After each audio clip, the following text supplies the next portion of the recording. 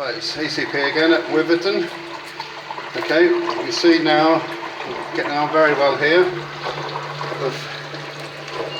Down to the bottom of the well. In fact, we're now starting to deepen the well. You can see the chalk size there. In fact, you can see the water coming in from the sides there. And of course, primarily, it comes through fractures.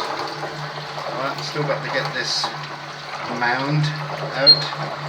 But we can see here, this is the original bearers uphold the cobblestones up. Here's the cobblestones. Still in very good condition. It is undermined. So I think we're going to have a look under here.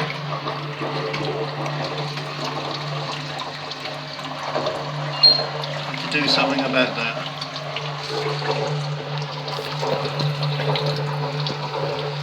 Okay.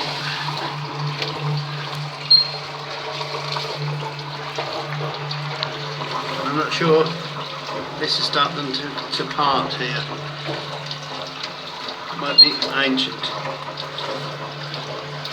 Right, till the next time.